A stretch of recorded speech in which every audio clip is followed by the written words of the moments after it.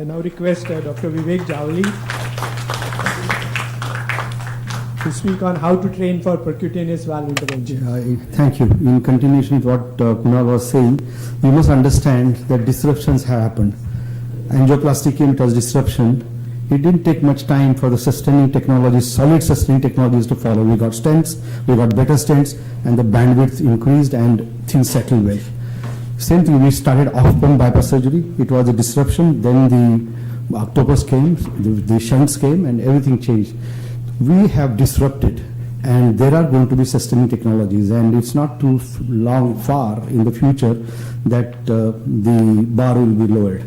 Now, with that preamble, I am just making a little liberty in changing the topic. Training of the Indian cardiac surgeons for transcatheter procedures. We must understand, and most of the seniors would understand and agree with me, that in the near future, the surgery in general, ablation will largely replace excision as a method of treatment.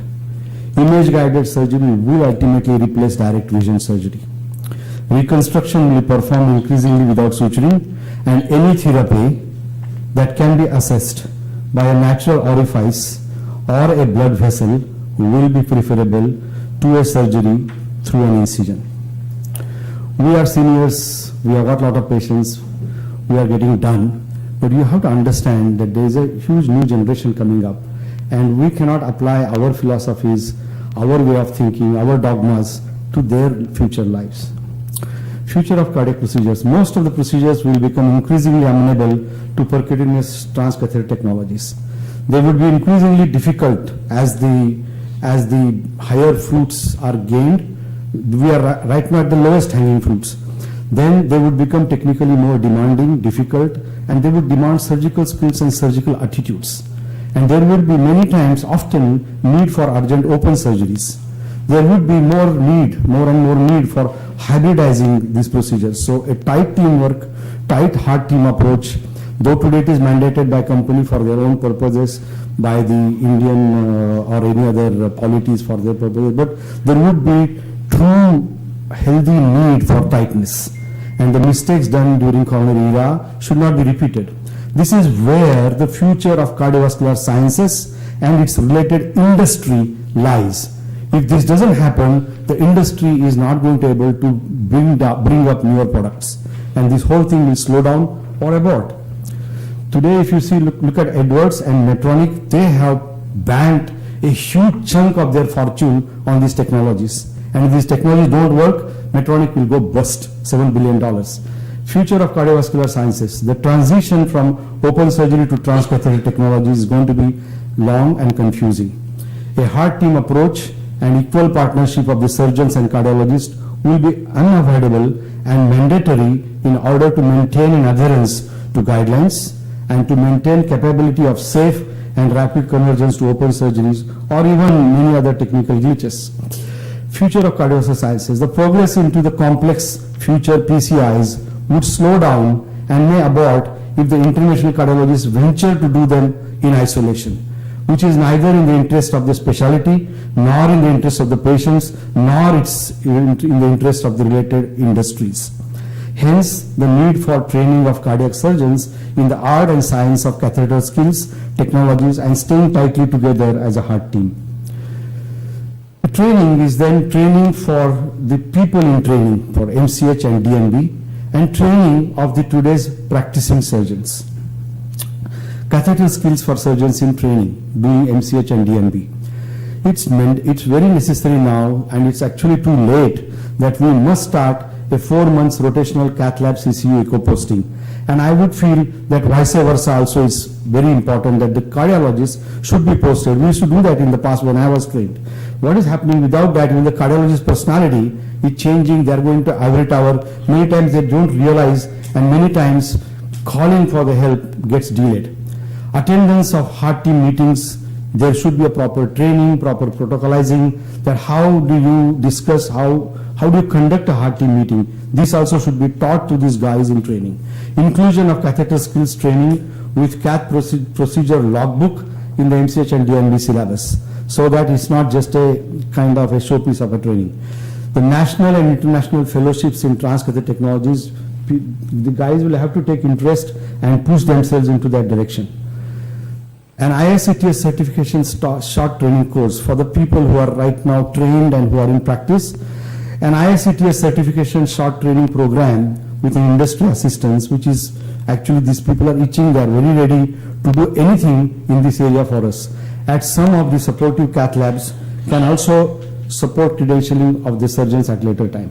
Today the trained surgeons, what is the problem? The problem is, like the neurosurgeons going into intervention, it is today the things are changing very rapidly. The regulators are demanding, the public is demanding, the law is getting more and more furious. So credentialing, both in corporate hospitals and in teaching hospitals, is more important than ever. The legal aspects are more important than ever.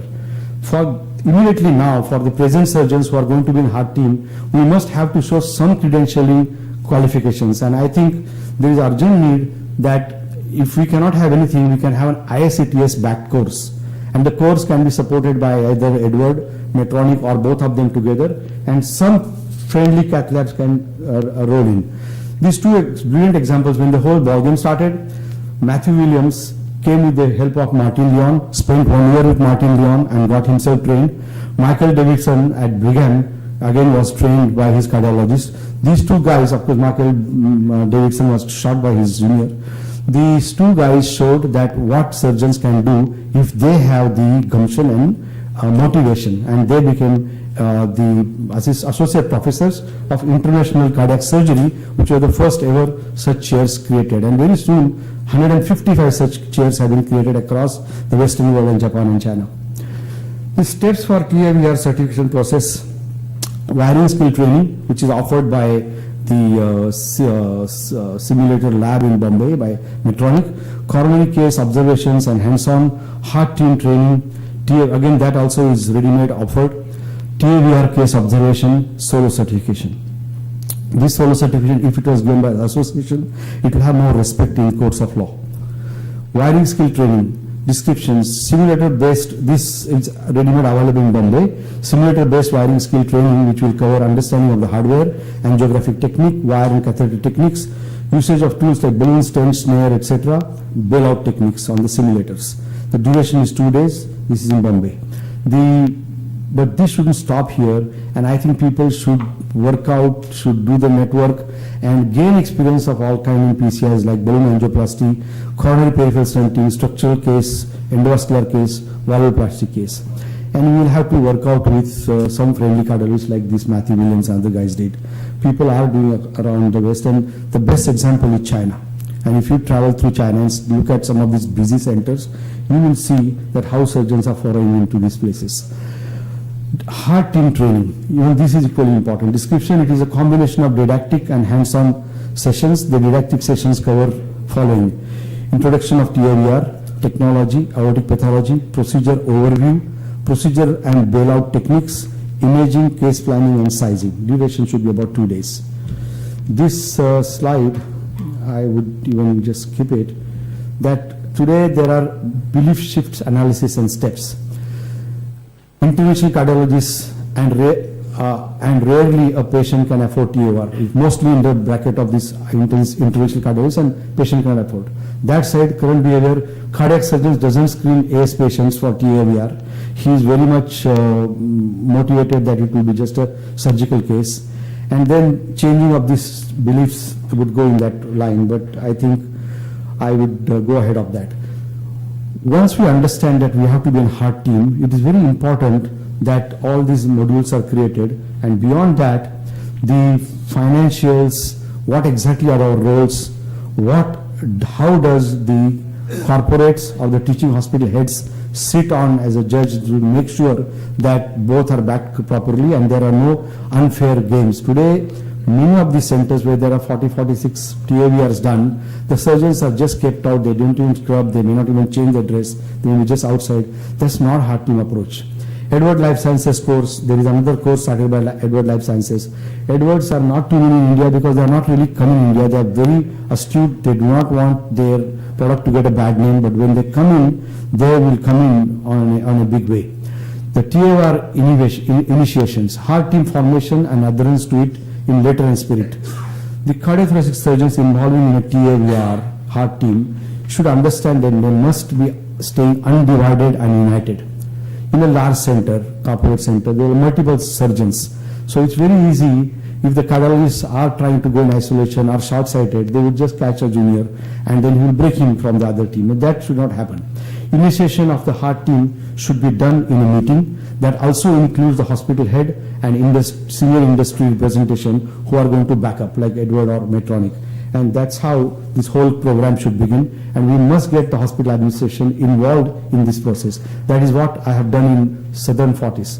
The guidelines for indications, roles of cardiologists and surgeons and financials are all should be well defined, and then so there is no later on name calling, and documented for the administration. So administration, there's a lot of flux, a lot of people are leaving, and the new person comes, he doesn't know anything, he gets manipulated.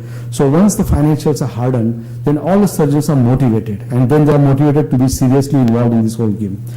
Play the gatekeeper role. Most of the aortic valve replacement patients are coming to us today. Maintain that gatekeeper role. Don't lose that gatekeeper role.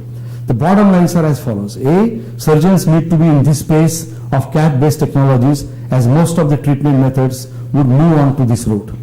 B, the heart team approach is a mandated requirement today. Both the government of India and the companies do not budge. There should be a heart team, which at this time allows us an entry and an official reason to train ourselves and enjoy the cooperation by the cardiologists in this effort of training and fulfill credentialing requirements and be legally safe. We have to be careful and united enough not to give up our position and assertion in the heart team. The future surgeons, because once we move on to mitral valve, things are going to change and become really more clear that how important the heart team will be. The future surgeons will have to be systematically trained, and that seems to be a neglected area.